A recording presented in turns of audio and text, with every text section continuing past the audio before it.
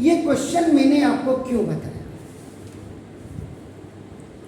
अब कई बच्चों की माली हालत क्या होती है, इंटरमीडिएट के बाद उनको लाजमी हो जाता है अपने परिवार के लुक आफ्टर करने के लिए, फॉस्टर करने के लिए किसी एग्जाम का ठीक not in A private sector, सरकारी नौकरी मिल जाए, चलो पहले क्लर्क ही बन जाए। हमारे बीएड में भी जब बीएड करने के बाद जब हम कॉम्पिटिटिव लेवल, आपका स्टेट लेवल्स का हम कंपटीशन फाइट करते हैं, तो कई बार हम अपने स्टेट लेवल्स में टीचिंग के जॉब में नहीं निकल पाते हैं। तो जैसे नीट का एग्जाम आप देते हैं, फर्स्ट प्रियोरिटी में आपका एमबीबीएस होता है, फिर वीडीएस होता है, फिर वीएमएस होता है, फिर वीयूएमएस होता है, फिर वीएचएमएस होता है। जैसे आईएएस यूपीएससी के एग्जाम होते हैं, सबसे ऊपर हाई मेरिट में जो होता है वो आपका आईएएस ऑफिसर डीएम होता है। उसी एग्जाम से जो नीचे निकलता है वो आईपीएस होता है, जो एसपी होता है आपका नाम। फिर ऐसे ऐसे तो ऐसे कैटेगराइज, ऊपर वाला ना करें। आप एग्जाम दे रहे हैं, आप एसएससी का एग्जाम दे रहे हैं, इंटरमीडिएट के बाद आप क्लरिकल ग्रेड का एग्जाम दे रहे हैं, और इस क्वेश्चन के बेस में आपको एक क्वेश्चन आ गया, ध्यान से सुनिएगा, देखिएगा क्या है question. The angle of elevation of a Cliff from a fix point A is 45। देखिएगा, ध्यान से देखिएगा, मैं यहां पे आपको क्लियर कर रहा हूं। देखो क्यों मैंने ये क्वेश्चन बताया आपका। देखो सी, देखो आपका एफ, देखो ए, अब आपका देखो 45, ये पूरी एच है। कहां ऐसे क्वेश्चंस की जरूरत पड़ती है? अब इस क्वेश्चन पे बेस बता रहा हूं, वाई आई अपन I just taught you this question.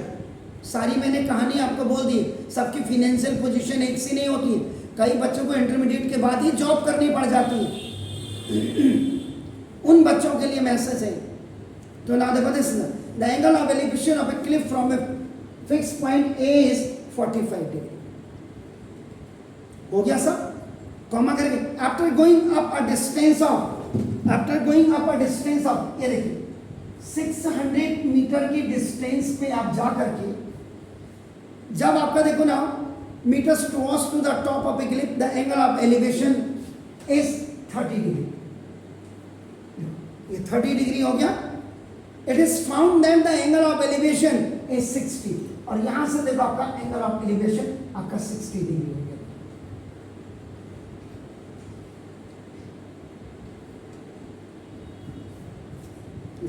Find the height of the cliff. आप एनसीईआरटी के भरोसे रहोगे तो बस जिंदगी आपकी बस मजे में कटेगी। फिर मजे में 10th में आपके 100%, इंटरमीडिएट में 100%, और उसके बाद आपका धोबी का कुत्ता घर का ना घाट का।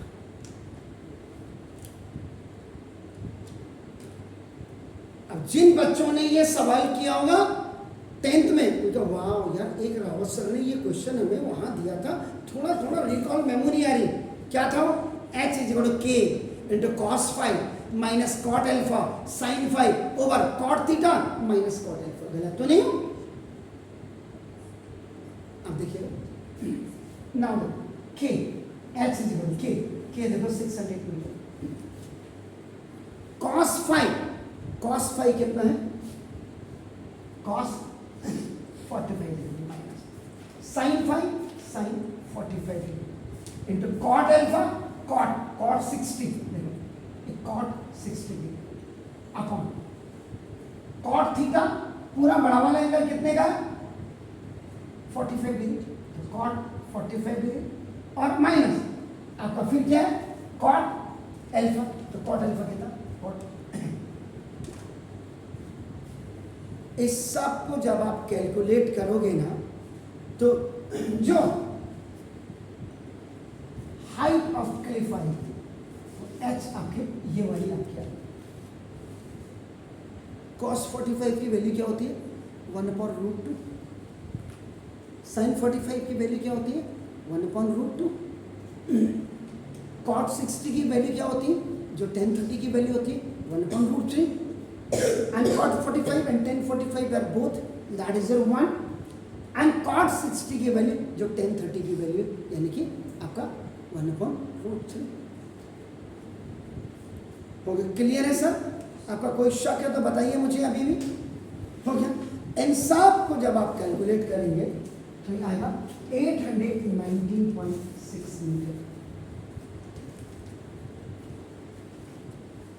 अक्सर आप देखते होंगे इस रोड में नहीं,